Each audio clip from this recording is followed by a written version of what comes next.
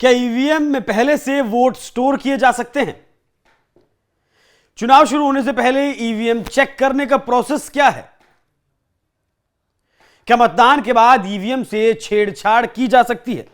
यह सवाल एक बार फिर से उठे हैं बिहार में हुए विधानसभा चुनाव और उसके जो नतीजे आए, जिसमें एनडीए को प्रचंड बहुमत मिला। 202 सीटें एनडीए यहां जीतने में कामयाब रहा और इन सवालों को फिर से उठाया गया है आरजेडी के द्वारा, महागठबंधन के द्वारा। जैसा कि पहले से सोचा गया था कि जैसे चुनाव के नतीजे आएंगे, हार का ठीक रहा, या तो ईवीएम पर फोड़ा जाएगा या फिर वोट चोरी, जो पिछले 1 साल से लगातार राहुल गांधी और विपक्ष के नेता कर रहे हैं। विपक्ष के एक नेता हैं, आरजेडी के पूर्व प्रदेश अध्यक्ष रहे हैं जगदानंद सिंह। उनका यह कहना है कि 25,000 वोट तो ईवीएम में पहले से स्टोर किए गए थे, उसके बावजूद भी आरजेडी ने 25 सीटें अगर जीत ली है तो अपने आप में बहुत बड़ी बात है। उनका बयान मैं आपको सुनवाऊंगा, उसके बाद मैं आपको पूरा प्रोसेस, ईवीएम कैसे सेंटर पर जाती है, ईवीएम कैसे चेक होती है, ईवीएम से कैसे गिनती होती है, वो पूरा प्रोसेस आपको समझाऊंगा। उससे पहले सुनिए जगदानंद सिंह ने क्या कुछ कहा था।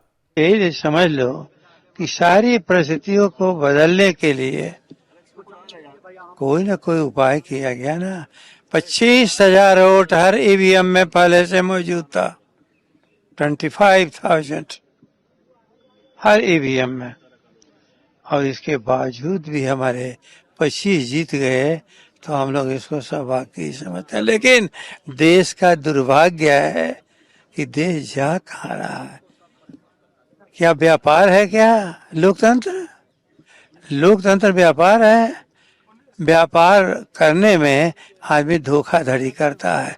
लोकतंत्र तो शुद्ध एक इंस्टीट्यूशनल अरेंजमेंट है कॉन्स्टिट्यूशन का, और कॉन्स्टिट्यूशन के साथ भी जब जगलरी होने लगेगी तो देश बचेगा क्या?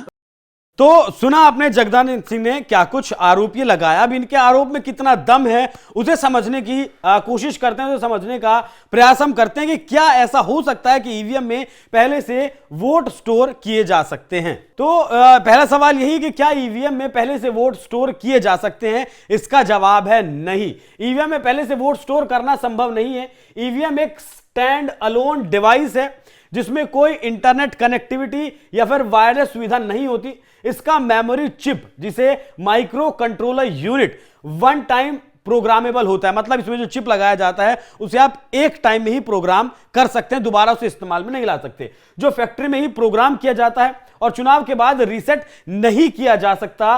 वोट कास्टिंग के समय ही वोट रिकॉर्ड होते हैं और कोई बाहरी डिवाइस से डेटा इंजेक्ट नहीं किया जा सकता।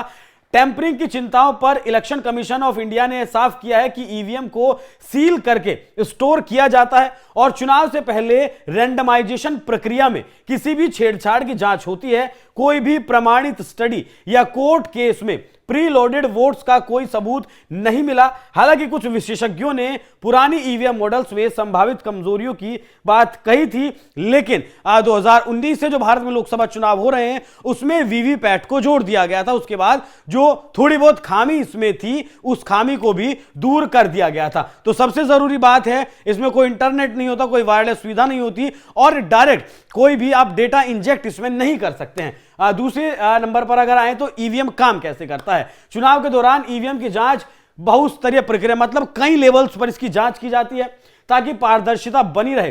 पहला लेवल है चुनाव से 3-4 महीने पहले बीईएल और ईसीआईएल, जो इन्हें कंपनियां बनाती हैं और देखरेख करती हैं, सभी ईवीएम की जांच, जिसमें सॉफ्टवेयर टेस्टिंग, हार्डवेयर वेरिफिकेशन और मॉक पोलिंग शामिल है। दूसरा है रैंडमाइजेशन।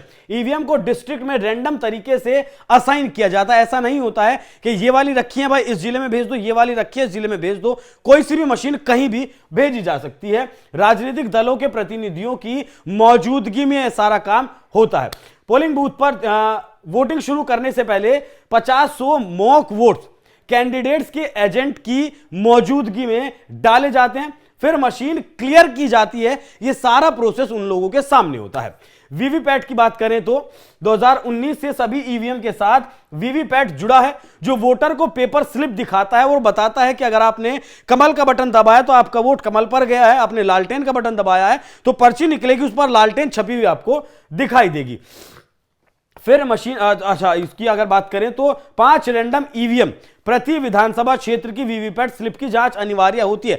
मतलब एक विधानसभा में मान लिया 100 वीवीपैट मशीनों से गिनती हुई, उसमें से कहीं से भी 5 उठा लेंगे, उनकी पर्चियां गिनेंगे, उस मशीन में मान लिया 50 वोट डले, वो पर्चियां गिनी जाएंगी कि 50 ही पर्चियां हैं और 50 ही वोट हैं, तब जाकर काउंटिंग शुरू की जाती है। काउंटिंग के दौरान ईवीएम को शील्ड कंटेनर से निकाला जाता है, सबके सामने निकाला जाता है और काउंटिंग एजेंट्स की मौजूदगी में वोट्स मैच किए जाते हैं कि इस मशीन में अगर 50 वोट डले थे, पर्चे पर लिखा हुआ है और इसमें से 50 वोट ही गिने गए हैं। अगर कोई शिकायत हो तो कोर्ट के आदेश पर ब्रंट मेमोरी चेक की जा सकती है। यह प्रक्रियाएं इलेक्शन कमीशन ऑफ इंडिया के दिशा निर्देशों के तहत होती हैं और 2025 के बिहार विधानसभा चुनाव में भी इन्हें सफलतापूर्वक लागू किया गया था। ऐसे में जब इतना कई लेवल की चेकिंग होती है ईवीएम की भी और उससे पहले भी, उसके बावजूद कैसे आखिर वोट डाले जा सकते हैं, यह अपने आप में विचार करने वाली बात है। ईवीएम से वोटिंग शुरू करने की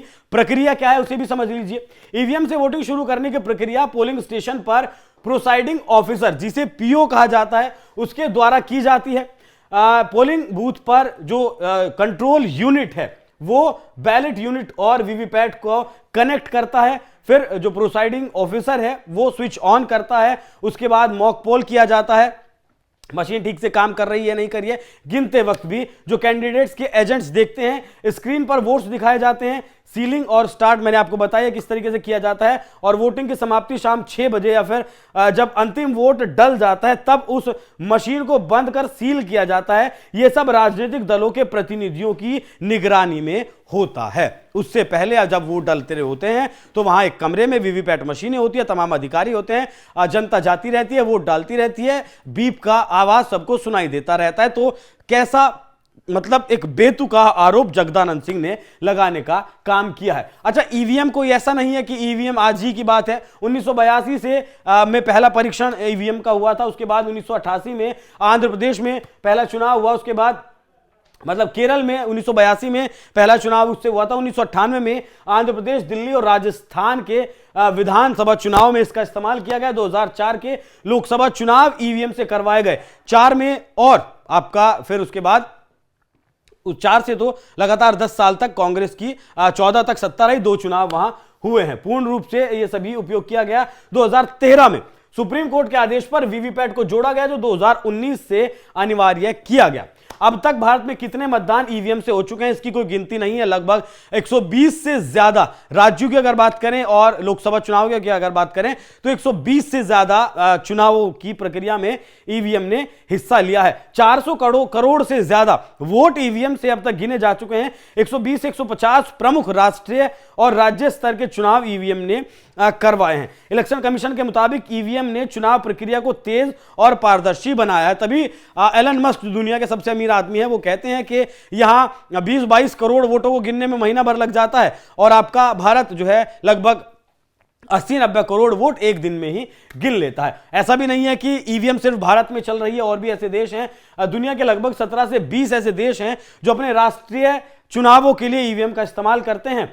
ब्राजील है, भारत है, यूएसए, वेनेजुएला है, आपका Belgium, Estonia, Philippines, Namibia, DRC, Georgia, UAE, Bulgaria आदि इसमें शामिल हैं। अगर ईवीएम में इस तरीके से छेड़छाड़ की जा सकती होती तो फिर आप कैसे ये 17 से 20 देश इस्तेमाल करते ईवीएम का? तो जगदानंद सिंह ने जो बात कही है वो पूरी तरीके से फर्जी है।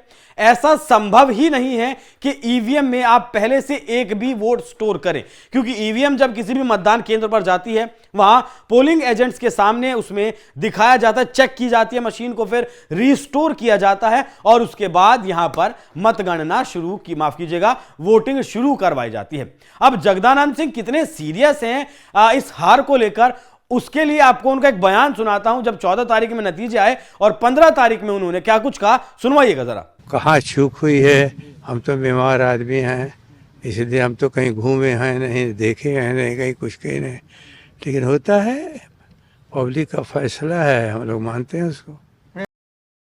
इनका कहना है कि मैं तो बीमार हूं और मुझे इस बात से कोई मतलब नहीं है। मतलब जब ये प्रदेश अध्यक्ष जेडीयू के रह चुके हैं उसके बाद ऐसा बयान इन्होंने दिया है। तो जो आरोप उन्होंने लगाया है उसका पूरा जो विश्लेषण है वो आपके सामने किया है। बाकी आप बताइएगा कि विपक्ष मेहनत करने के बजाय क्यों लगातार वोट चोरी और ईवीएम पर निशाना साध रहा है। नमस्कार।